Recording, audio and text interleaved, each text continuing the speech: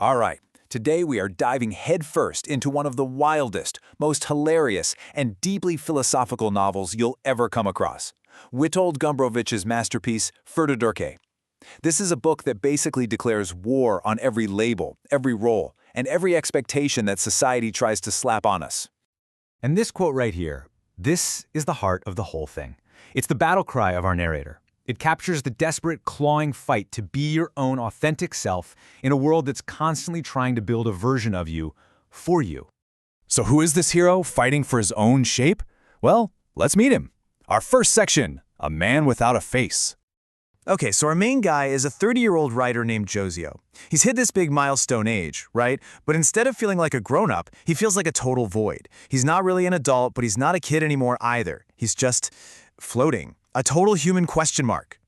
And of course, society hates this. His family, who he hilariously calls his cultural ants, can't stand that he's so undefined. They just want him to pick a box, any box, and climb inside. You know, become a lawyer, get an office job, anything with a label that they can understand. And this pressure from his family? It's just a tiny symptom of a much bigger, much more suffocating problem in this book, a force that Gombrowicz calls the tyranny of form. So what in the world is forma or form? This is the absolute key to the whole book. Think of it as any artificial shape that's forced on us from the outside. It could be a social role, a job title, a way of talking, or even just a facial expression, a grimace, that kind of gets stuck. It's the inescapable web of what other people think you are. And Gombrowicz doesn't just leave this as an abstract idea. No, he gives it a face. Suddenly, this guy, Professor Pimko, just appears in Józio's apartment. And he is the walking, talking embodiment of everything secondhand, unoriginal, and boring about form. He's not some big, scary villain. He's worse. He's aggressively mediocre. And this is how he attacks Józio. It's not with logic, it's not with force, it's with this. Just absurd, ridiculous baby talk.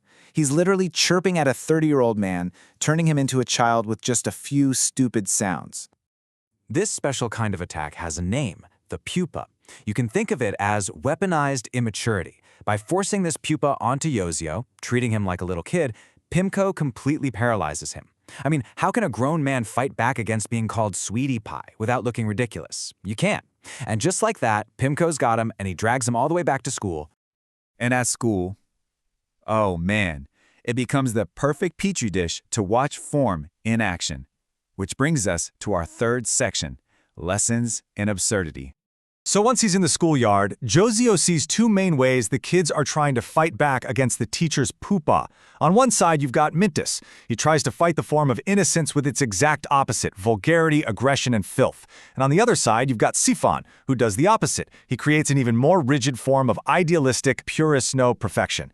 But you have to wonder, is either one of them actually free? Miętus is totally upfront about his strategy. For him, swearing isn't just teenage rebellion. No, it's a weapon.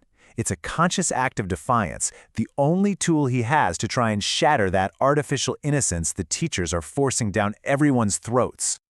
But the absolute peak of absurdity comes in the classroom.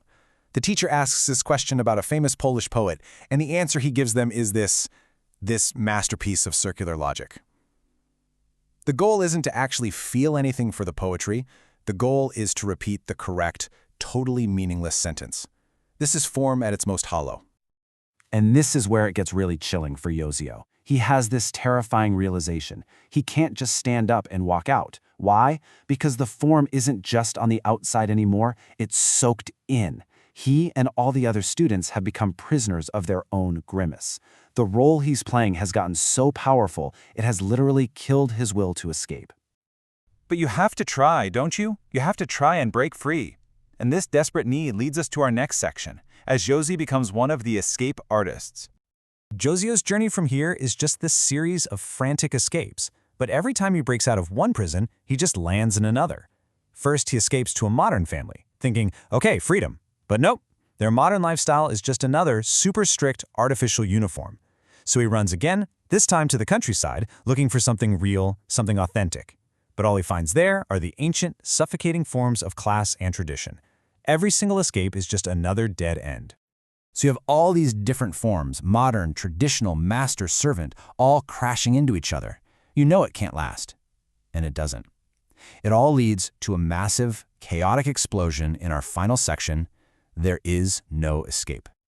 Back at that country manor, everything finally just blows up. The tension between all the different roles and expectations just shatters in this bizarre, violent, and honestly, pretty hilarious brawl.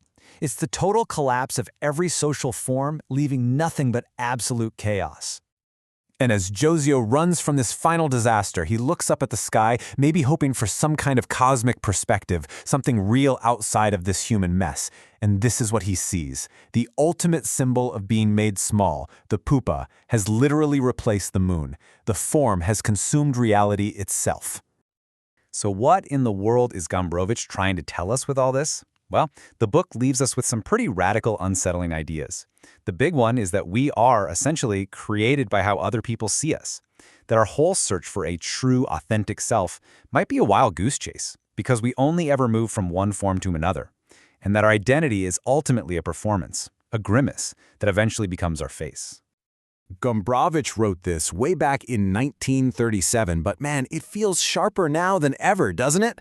In our world of curated social media profiles, rigid job titles, and this constant pressure to build a personal brand, we are constantly creating and being squeezed into new forms.